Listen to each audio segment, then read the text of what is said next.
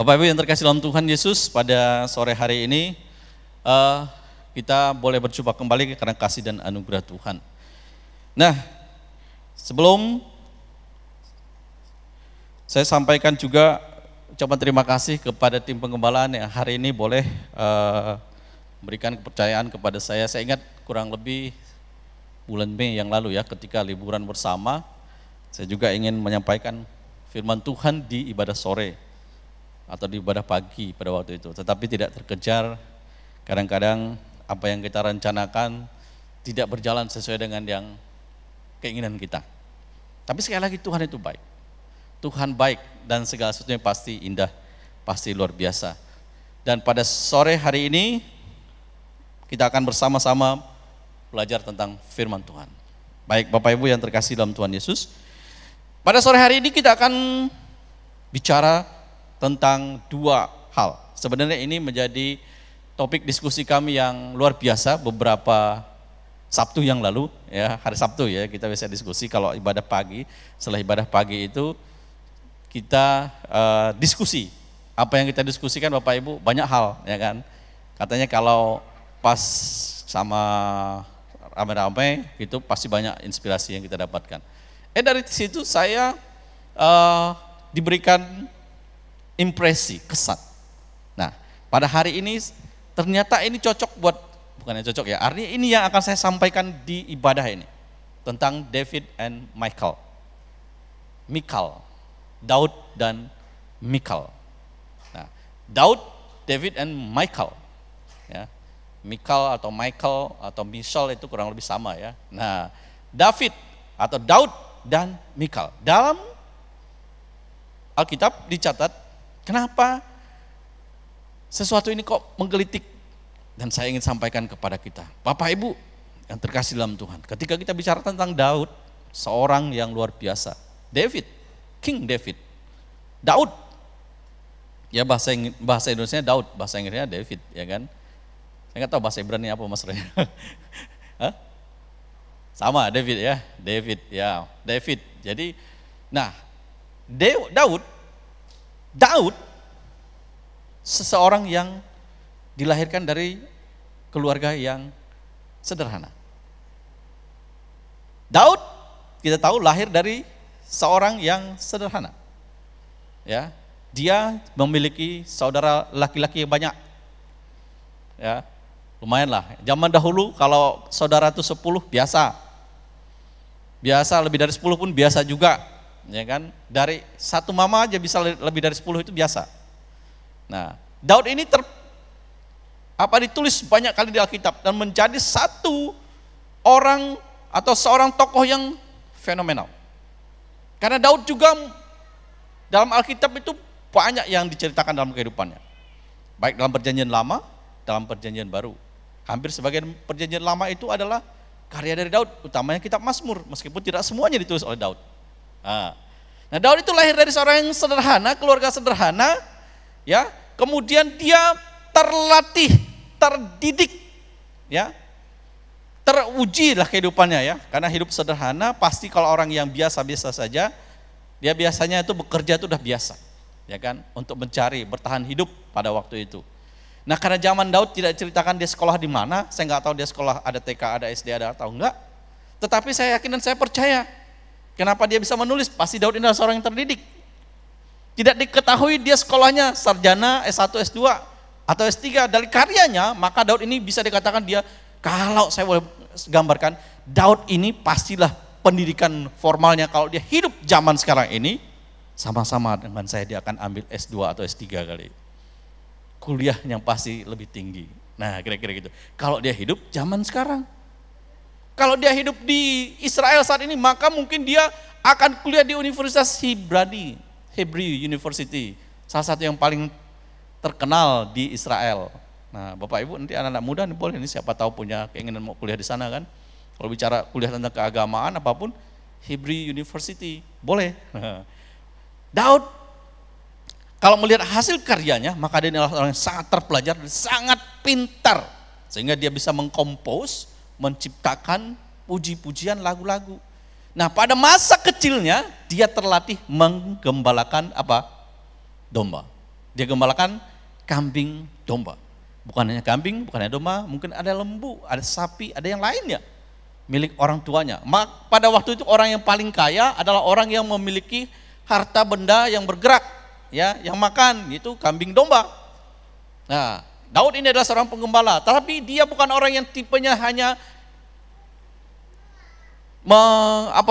melipat tangan, terus kalau disuruh menggembalakan ya gembalakan saja, antar saja itu domba ke padang rumput.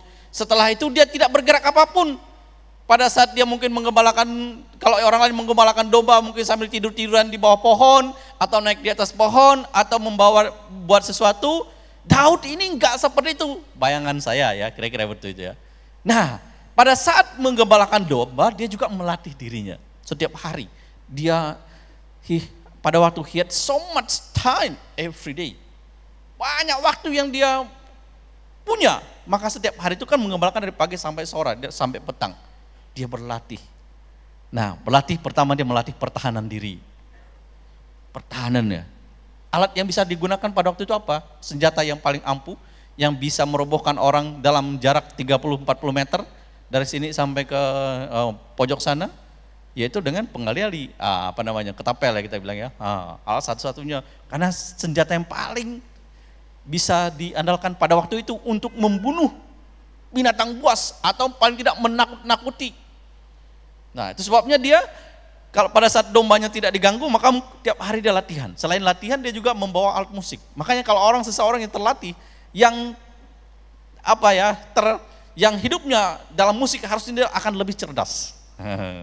Tapi betul-betul musik ya, betul-betul. Nah, dia akan lebih cerdas. Nah, David itu adalah seperti itu. Bapak Ibu yang terkasih, maka dia menjadi seorang yang luar biasa. Ketika di Alkitab katakan bahwa dia mengambil anak domba atau domba di mulut singa. Gambaran Bapak Ibu seperti apa ya? Kok Daud bisa mengambil domba di mulut singa? Itu catatkan tuh. Nah, ternyata begini Bapak Ibu ceritanya. Jadi ketika ada domba yang diterkam oleh singa atau harimau atau singa binatang buas, pasti dia akan mencekik dia punya lehernya. Dalam proses cekikan itu biasanya memerlukan 3-5 menit barulah, atau 3 menit barulah betul-betul binatang itu mati. Nah, ketika dia diterkam kayak gitu, singa itu akan sambil pokoknya dia akan melumpuhkan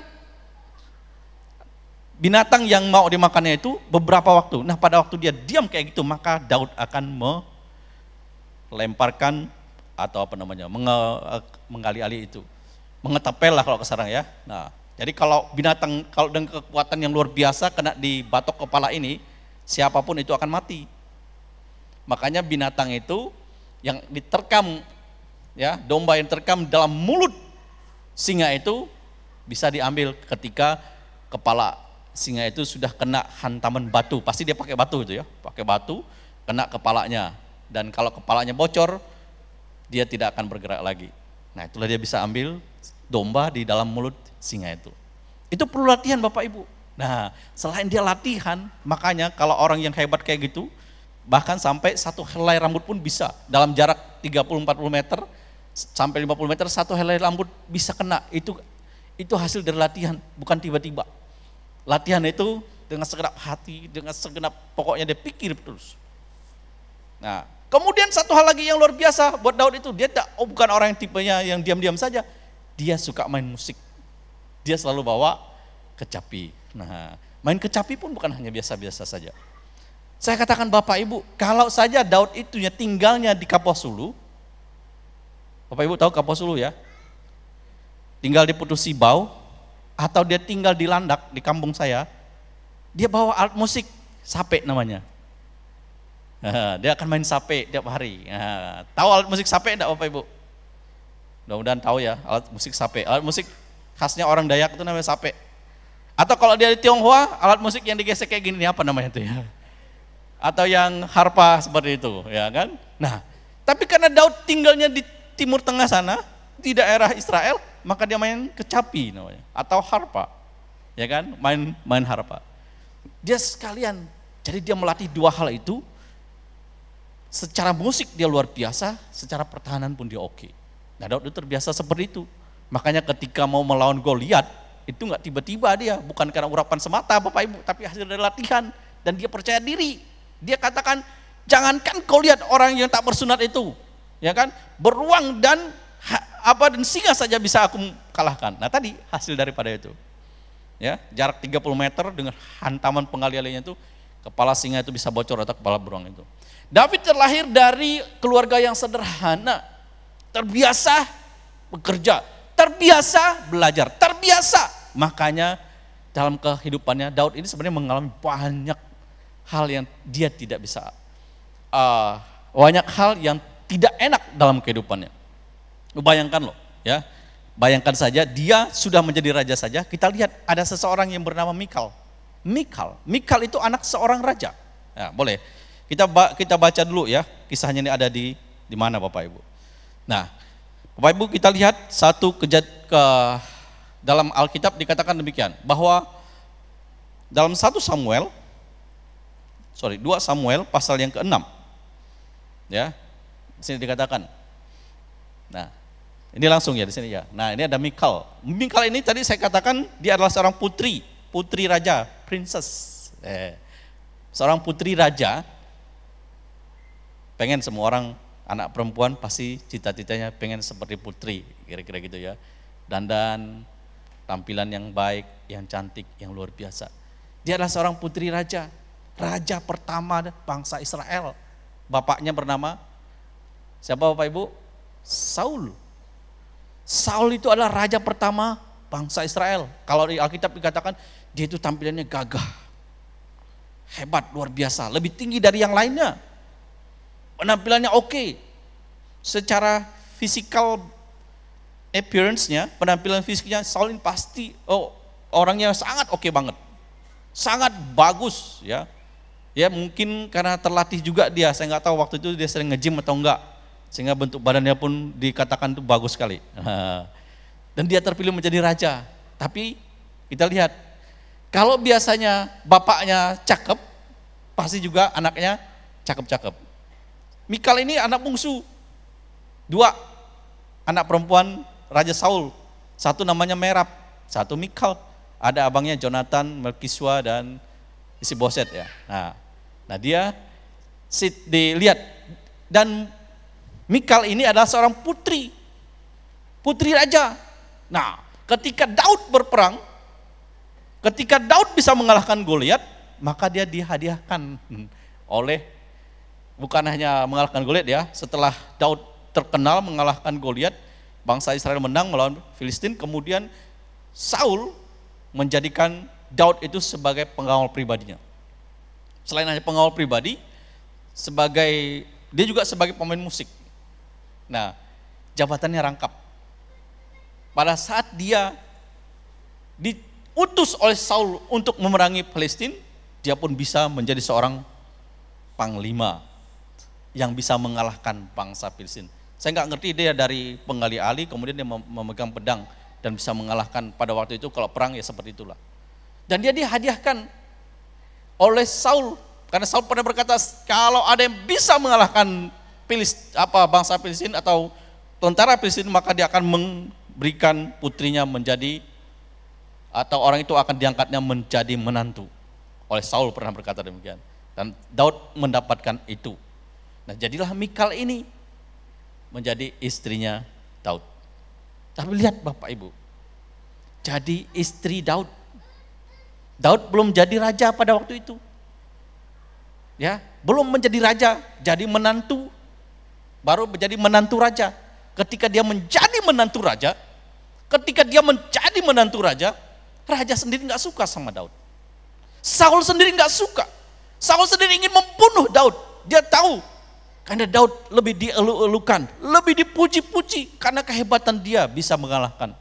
Katanya Saul bisa mengalahkan 1000 orang, tapi Daud bisa mengalahkan berlaksa-laksa.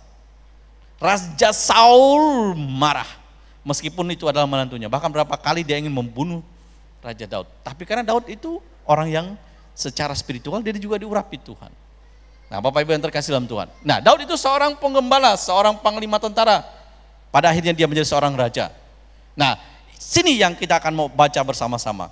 Apa yang terjadi dengan ayat ini Bapak Ibu? Apa yang terjadi dengan 2 Samuel 6 ayat 16 ini? Kita baca bersama-sama ya. Satu yang bisa baca sama saya katakan amin. 1, 2, 3. Ketika tabut Tuhan itu masuk ke kota Daud, maka Mikal, anak perempuan Saul, menjenguk dari jendela. Lalu melihat Raja Daud meloncat-loncat serta menari-nari di hadapan Tuhan. Sebab itu ia memandang rendah Daud dalam hatinya. Coba Bapak Ibu baca kalimat terakhir. 1, 2, 3. Sebab itu ia memandang rendah Daud dalam hatinya. Siapa ia itu? Siapa yang memandang rendah Daud itu? Mikal. Siapa Mikal? Istri Daud.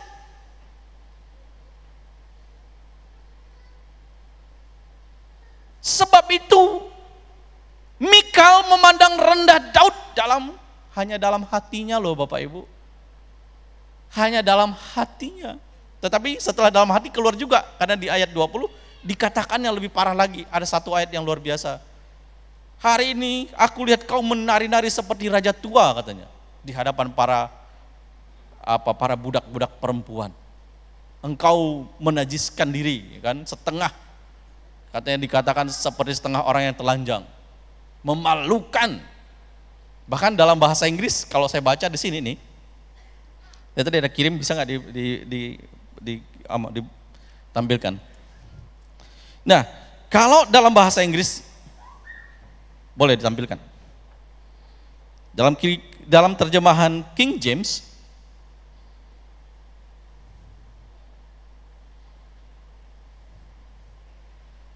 ayat 14, and David danced before the Lord with all his might, and David was girded with a linen ephod. Nah ini, kalau sini dibilang, and David was wearing a linen ephod. Bapak Ibu, Daud itu ketika dia memasuki kota Yerusalem, kota Daud itu, apa yang dikatakan? Dia menari.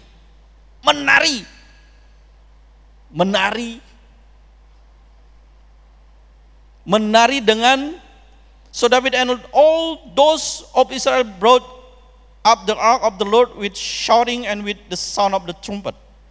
Ya, and as the ark of the Lord come into the city of David, Michal, Saul's daughters, looked through a window and saw King David leaping and dancing before the Lord, and she despised him in her heart. Despise him di sini nih. Kalau tadi bahasa Indonesia itu dikatakan memandang rendah. Tetapi kalau dalam artian yang lain dikatakan dia meremehkan Daud. Tahu nggak meremehkan itu apa? Apa itu Daud? Apa itu raja? Dia remehkan. Padahal itu adalah suaminya sendiri.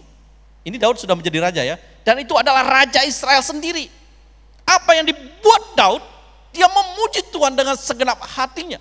Dia menari-nari dengan segenap kekuatannya. Dia memuliakan Tuhan, membawa tabut perjanjian itu memasuki kota Yerusalem. Tetapi ada orang yang meremehkan dia. Dan orang yang meremehkan dia itu adalah orang yang paling dekat dengan dia. Kenapa Bapak Ibu? Mikal bisa memandang rendah Daud. Hari ini juga sama Bapak Ibu. Ada anak-anak kita melayani Tuhan dengan segenap hati. Apa budaya itu bawa-bawa bendera, cuman klepak-klepek kayak gini. Apa penari itu kayak gitu-gitu ya gerakannya. Mungkin itu ada yang memandang rendah, meremehkan pelayanan kecil. Pelayanan kecil yang kita lakukan dengan segenap hati, dengan segenap kekuatan. Bapak Ibu, meskipun cuman berdiri di sini, tadi siapa ya di sini nih ya? Siapa namanya? Vaneska ya? Feliska, yang di sana tadi si Jessica nggak salah ya? Siapa? Cika. Kecil Bapak Ibu, tapi dia lakukan dengan segenap hati. Dengan segenap hati itu untuk apa? Memuji Tuhan. Bayangkan kalau nggak ada tenaga bisa dia angkat benderanya. Bukan tiba-tiba. Ada pelayan di sini juga sama. Ada kegiatan juga gereja buat. Apa? Buat hal lagi. Apa? Jemaat sendiri memandang rendah, meremehkan. Hud ke-29 ya. 30. Hud ke-30. Happy anniversary Gereja Sungai Yordan ke-30. Apa Mas Roy ini mau buat hal lagi, bikin repot lagi. Mau buat di mana Mas? Di mall. Pandang itu meremehkan. Apa ini? Orang biasanya seperti itu yang sok tahu, yang sok cantik, sok cantik. Putri kan gitu ya. Yang sok pinter, orang terdekat meremehkan. Bahkan Alkitab saya kan memandang dia disgust, mencicikan katanya. Masa Daud melompat-lompat untuk Tuhan dengan segenap hatinya, dia lakukan itu untuk pekerjaan, untuk before the Lord, di hadapan Tuhan. Dia seorang raja, orang yang sangat dihormati, sangat dikagumi oleh rakyatnya sendiri. Lah, orang paling terdekat dia bernama Mikal, seorang putri yang sok cantik. Putri yang sok-sokan, bapaknya raja sudah mati.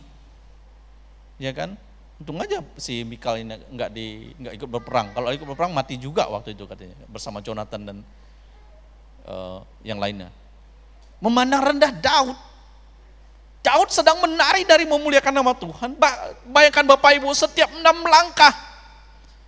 1, 2, 3, 4, 5, 6. Setiap 6 langkah ada korban yang disembelih. Masuk ke kota Yerusalem. Perlu berapa waktu? Bukan hanya 1 jam, 2 jam. Kalau nggak punya tenaga, melakukan itu memuji Tuhan. Dilakukan Daud sampai di kota, di pusat kotanya. Lalu ada seorang putri yang sok-sokan, sok cantik gitu kan, memandang dari jendela, lihat.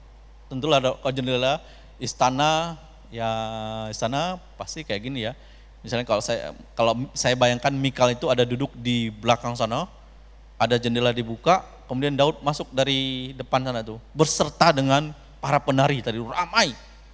Beserta dengan para pemuji, peniup trompet dan semuanya. Lalu Mikal berdiri di sana. Tentu Mikal tidak akan sendirian. Karena di Alkitab katakan, Mikal pasti ada seorang putri raja, apalagi dia ada seorang istri raja, pasti ada apa namanya Bapak Ibu? Dayang-dayang. Nah, dayang-dayang ya. Sekarang namanya asisten lah. Ya. Kalau di sini nih istrinya gubernur misalnya, itu pasti ada pengawal dia, ada asisten pribadi dia, ya kan? Dia selalu ada seperti itu. Nah, dia hanya berkata dalam hati, tetapi dalam hatinya itu diungkapkan juga ketika dia masuk di rumah setelah Daud selesai kegiatan ini, dia pun memberkati rumahnya.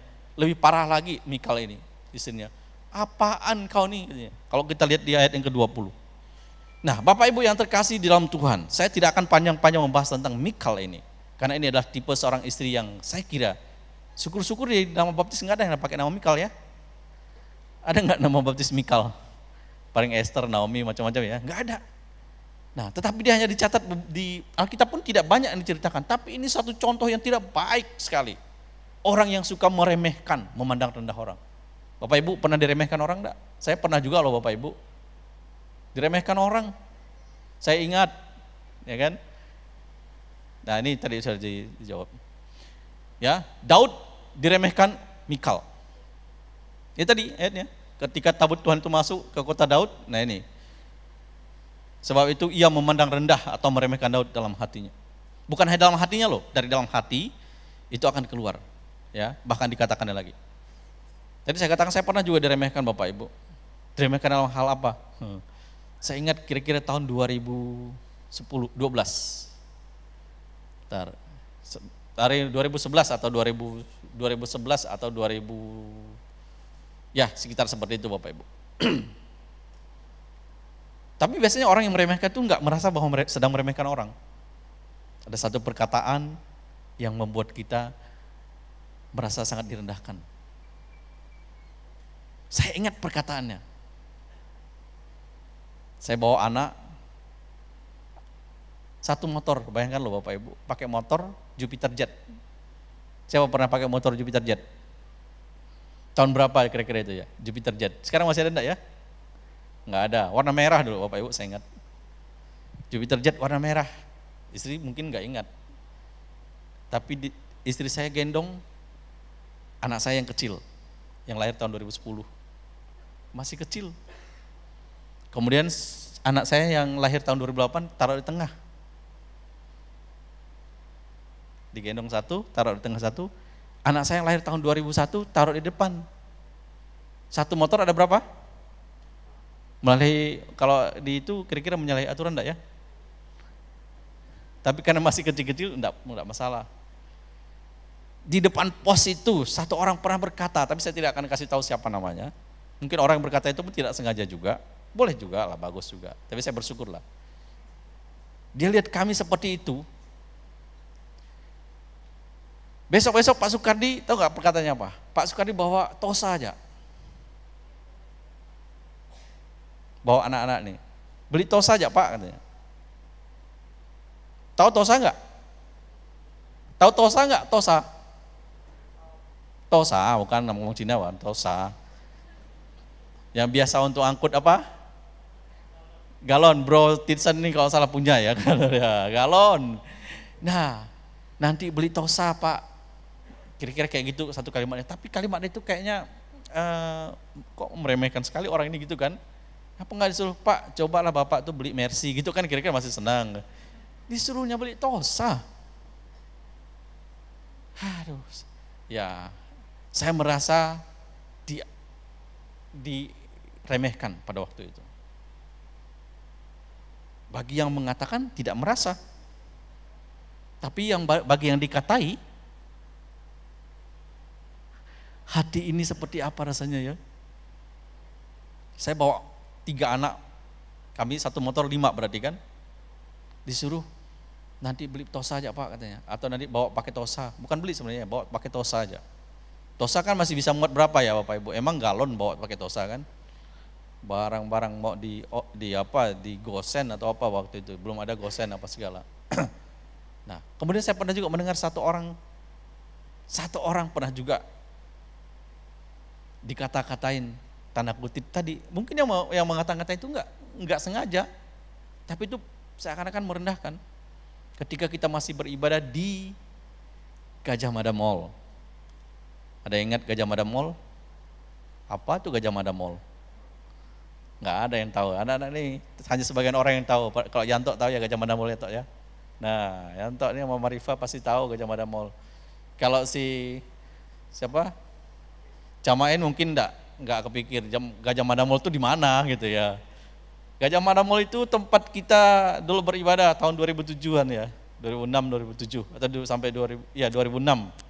Nah, pernah dia dikatain, katanya sukses.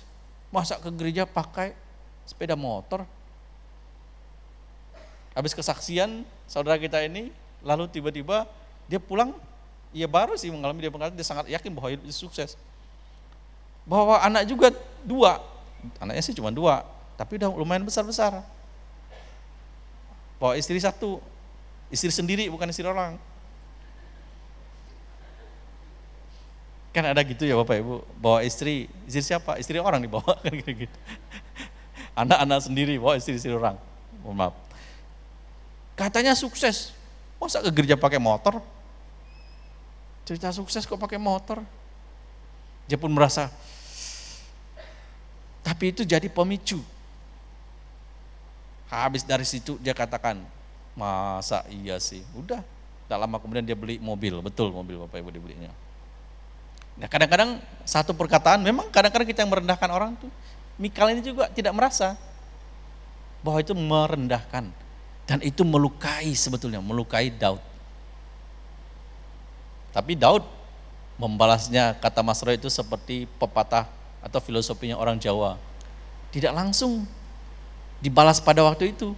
Filosofi orang Jawa itu mematikan orang itu dengan cara dipangku katanya. Saya ingat betul juga tuh ya. Adalah. Ya kan? Itu sebabnya kalau orang Jawa, kalau sini ada orang Jawa, dia selalu kalau pakai pakaian tradisionalnya, Di atasnya namanya blangkon, ya kan? Blangkon ya, sini ini bentuk W, di belakangnya ada kundulannya ya. Nah, lalu dia kalau senjatanya dia keris. Kalau yang lain taruh di depan, misalnya kalau orang Melayu atau suku yang lain itu di depan. Tapi kalau Jawa taruhnya di sini, ya di belakang. Nah ternyata itu saya baru paham juga Bapak Ibu. Jadi kalau dia disakiti orang Jawa, enggak langsung membalas. Dipangku dia katanya. Kenapa dipangku? Pada saat pangku kalau kerisnya di depan, kan rasanya tidak enak orang itu dipangku.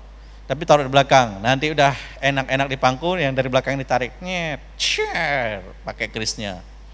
Tusuk pelan-pelan, nah kan kira-kira gitu. Tapi tidak nyata seperti itu, tapi itu orang akan mati sendiri. Saya ingat kalau secara politik ada satu orang tokoh yang dibikin seperti itu, memang mati pelan-pelan, tidak ada terkenal lagi. Nah, kalau ya kan, misalnya contoh saya nggak usah sebutkan lah ya, karena kita nggak boleh bicara politik. Bapak Ibu yang terkasih, Mikal itu menyakiti, merendahkan, meremehkan Daud. Daud itu adalah seorang raja, suaminya sendiri. Ini kadang-kadang juga banyak kali ya Bapak Ibu, sini sih nggak ada kata babe, tapi sana sini ada.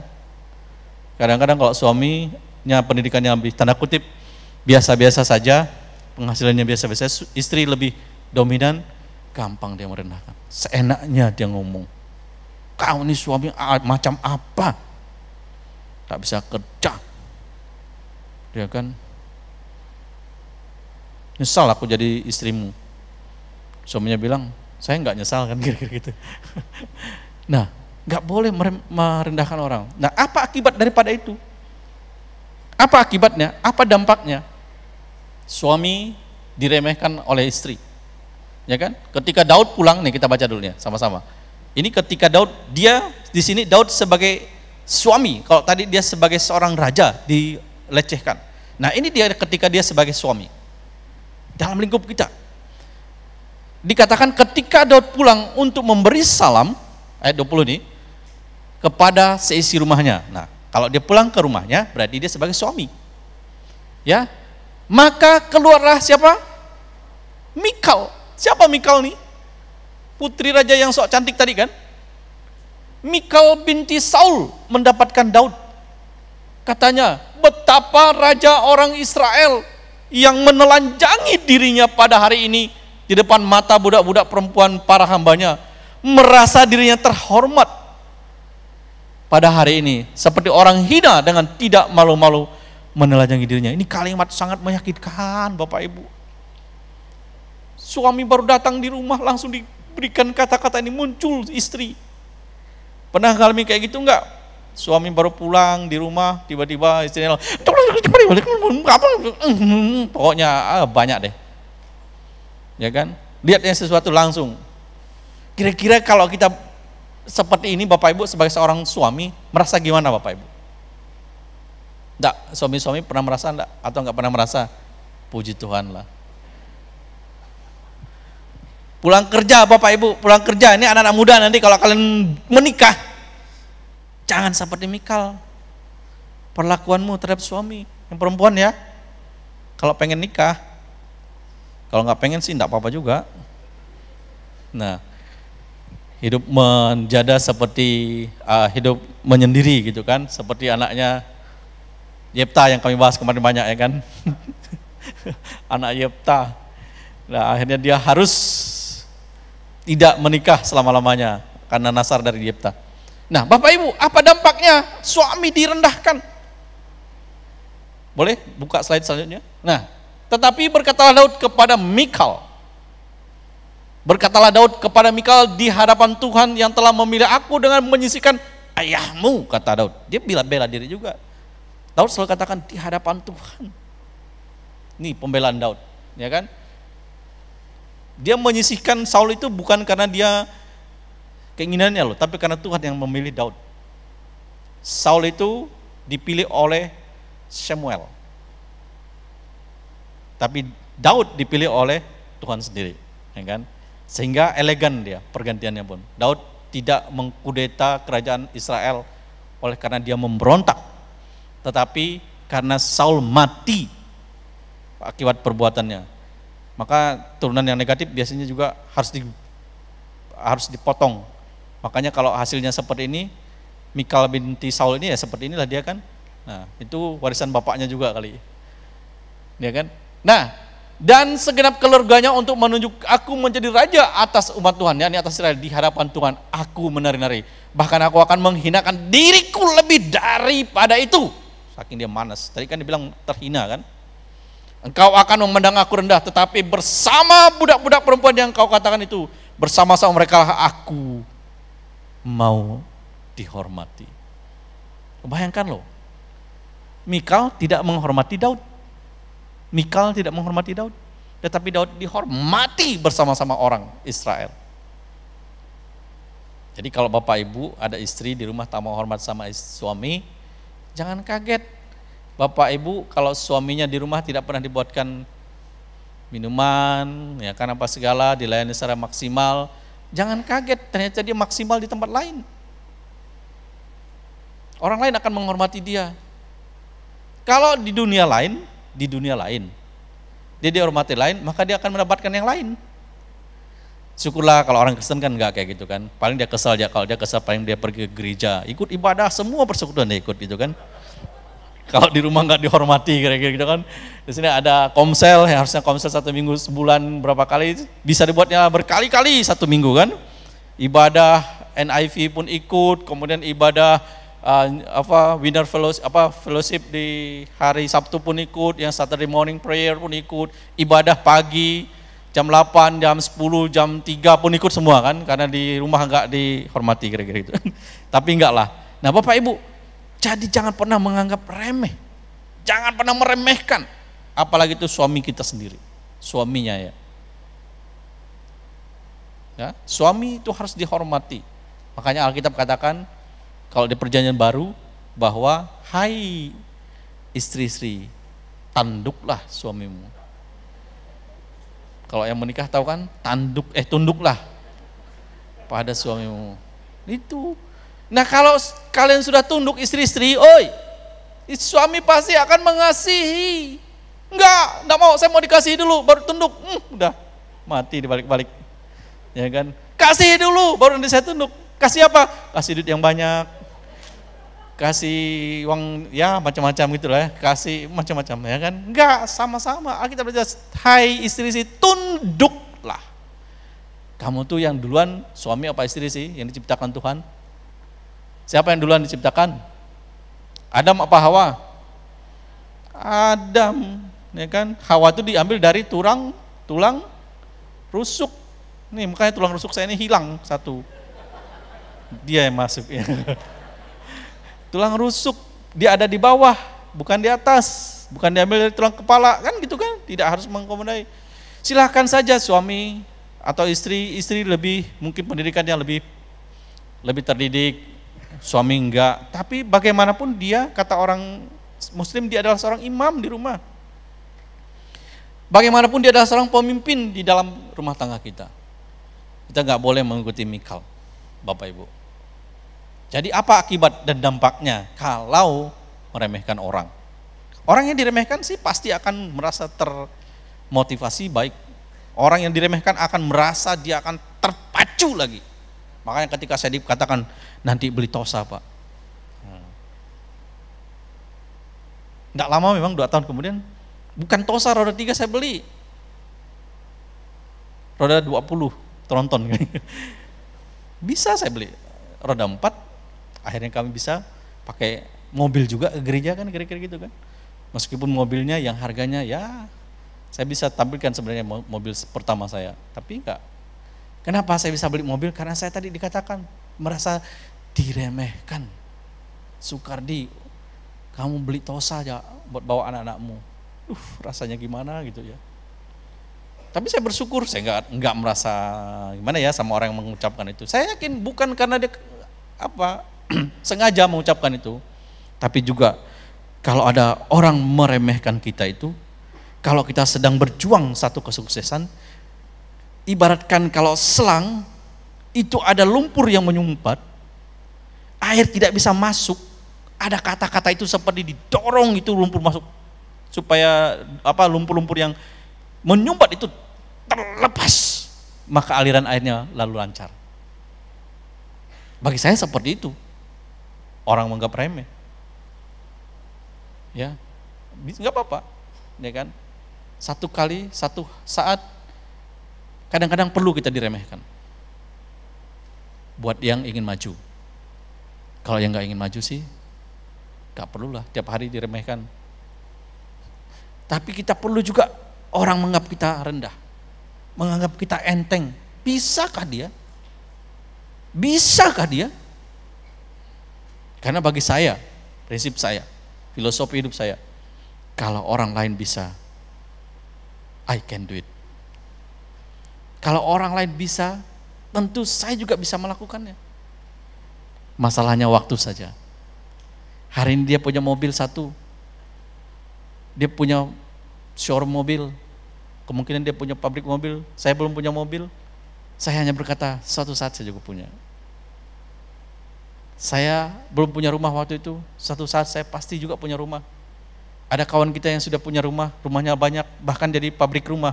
Properti kan pabrik rumah kan? Nah, kan? Enggak masalah. Jual di situ. Ada waktunya. Kadang-kadang kita diremehkan. Enggak ada masalah. Terima dengan pandangan yang positif. Nah, tetapi bagi yang meremehkan, yang sengaja meremehkan nih, lihat apa kelakuan si Mikal nih. Coba kita lanjutnya. Nah, Mikal, karena dia merendahkan suaminya, apa yang terjadi? Ayat yang dalam 2 Samuel pasal 6 ayat 3, baca Bapak Ibu. Mikal binti Saul tidak mendapat apa? Anak sampai hari matinya. Enggak tahu umur berapa dia mati ini. Apakah seumuran sama Daud atau lebih muda dari Daud? Karena Daud kan umurnya kurang lebih 70-an dia mati ketika menjadi raja. Kalau seorang putri raja, anak raja, istri raja, seharusnya dia adalah istri, ibu suri ya, karena dia istri pertama. Tapi karena kelakuannya tadi meremehkan Daud, suaminya sendiri, bayangkan loh, dia tidak dianggap oleh Daud. Si Mikal ini bukan mandul. Dia bukan mandul, tidak punya anak. Tetapi setelah perkataan itu dia meremehkan Daud, meremehkan suaminya sendiri, meremehkan raja orang Israel. Pada saat itu Daud tidak lagi menghampiri dia. Alias goodbye Mikal, kita pisah ranjang selama-lamanya.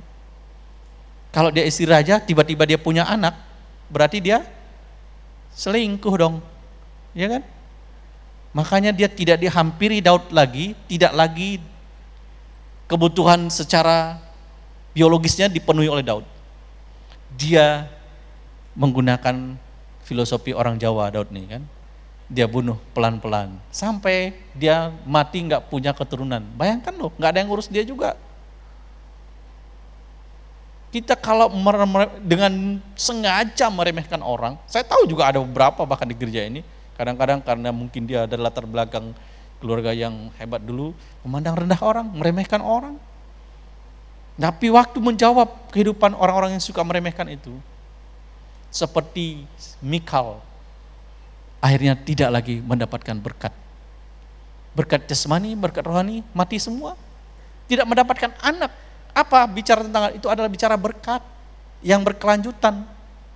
Kalau punya anak berarti punya keturunan, nanti dia punya anak, punya cucu. Kan seperti itu. Kebanggaan kita waktu hidup itu apa sih Bapak Ibu ketika kita bekerja apa segala? Saya bekerja. Saya dan keluarga punya anak, pasti ingin anak saya sukses, hidup lebih baik. Ini kan kira-kira kayak begitu. Nah, Mikal, istri yang merendahkan suami, hidup dalam kutukan. Nah, kemudian Daud, suami yang merendahkan istri, menjadi raja yang sukses. Raja yang sukses Daud tuh, dia punya anak, namanya Salomo, yang melanjutkan kehidupannya, yang lebih hebat daripada Raja Daud. Kita ini harusnya berbangga Bapak Ibu, kalau saya ini sebagai seorang pemimpin, saya akan bangga jika ada orang yang saya hasilkan menjadi pemimpin yang lebih hebat. Saya tadi pagi juga ada ikut ibadah. Saya tuh senang lihat Ibu Penatua khotbah. Pagi tadi, ingatlah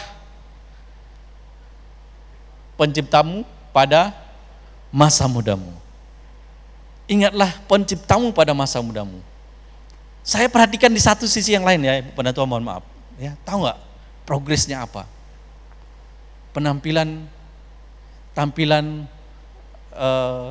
slide khotbahnya. Saya katakan itu sudah sangat luar biasa. Ya kan? Saya diajarin dulu kenapa saya punya tidak banyak-banyak lagi, ini udah banyak perubahan ya. Sebisa-bisanya yang kita tampilkan di depan itu tak usah banyak-banyak tulisan. Nah, kemudian dengan background macam-macam. Dan itu sudah bagus sekali. Ya. Sebisa-bisanya seperti itu. Jangan nanti kalau kita tampilkan, kata dosen saya dulu tuh, semua tulisan sampai penuh sampai bawah ini. Maksimal itu 1 kalimat, maksimal itu 2 kalimat. 2 kalimat pun tak boleh kalimat yang panjang yang kita tampilkan. Makanya kalau lagu-lagu kita kan paling 2 baris saja. Nah, itulah hukumnya. Jadi dari tampilkan itu sudah beberapa baris saja kata-katanya. Nah, gak apa-apa, kemudian slide kita beberapa tak boleh panjang-panjang juga. Nah, kenapa kita harus menggunakan slide? Supaya mengontrol kita jangan kelamaan juga khotbah. Nah, kira-kira kayak itu. Bapak Ibu yang terkasih, ini slide saya yang terakhir.